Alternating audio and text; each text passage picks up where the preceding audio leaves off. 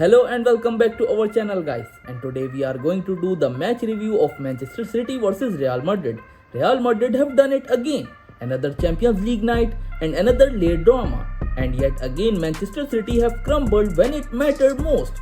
Pep Guardiola's side had the game in hands, not once but twice, but their defense absolutely shocking. Their goalkeeper Ederson nowhere to be seen.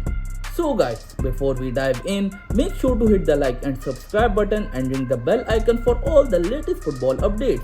Now let's get into the action.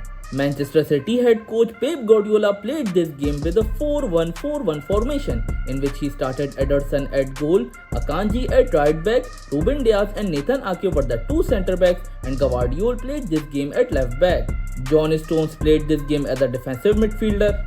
Kevin De Bruyne and Bernardo Silva were the two central attacking midfielders. Savio played this game as a right winger, Jack Grealish as a left winger, and Erling Braut Haaland played this game as a centre forward. While Real Madrid head coach Carlo Ancelotti played this game with a 4-2-3-1 formation, in which he started Thibaut Courtois at goal, Fede Valverde at right back, Tchouaméni and Raul Asensio were the two centre backs, and Ferland Mendy played this game at left back. Dani Ceballos and Camavinga were the two defensive midfielders. Jude Bellingham started this game as a central attacking midfielder. Rodrigo played this game as a right winger, Vinicius Jr. as a left winger, and Kylian Mbappe started this game as a centre forward. So guys, Manchester City took the lead through Erling Haaland's typical clinical strike. No surprises there. But as we have seen before, this team's defensive structure is always a ticking time bomb in high pressure situations. The equalizer of Real Madrid is a chaotic mess of Manchester City. Kylian Mbappe's mishit volley somehow found its way past Ederson, who once again proved that he is no Champions League final boss. If you want to win big, you need your goalkeeper to step up, not just watch the ball.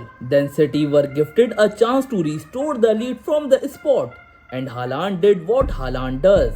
But with just 10 minutes to go, what happened next was just classic Man City moment in Europe. 4 minutes from time, a rebound goal came from Brahim Diaz. Guardiola spends millions on defenders every season, yet when it matters, they look clueless. And then the killer blow.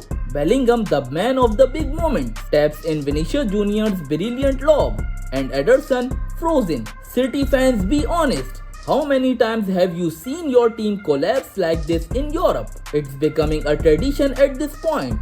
So guys, now let's take a look at the match stats. Manchester City took a total of 11 shots, in which 4 of them were on target, while Real Madrid took a total of 20 shots, in which 8 of them were on target. Manchester City had 55% of possession, while Real Madrid had 45% of possession. Manchester City completed 497 passes, while Real Madrid completed 420 passes.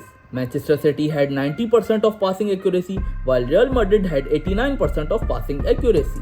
Manchester City committed 9 fouls, while Real Madrid committed 6 fouls, while both teams got 0 yellow cards. Real Madrid, the kings of Champions League, teach Manchester City another lesson. The lesson: you have all the possession, all the tactics, all the money, but if you don't have the mentality, you will never win the biggest games. So guys, what do you think? Is City's defense the real problem, or is it Ederson? Drop your thoughts in the comment section down below, and don't forget to hit the like and subscribe button for more football content. We'll see you until next time. Thank you.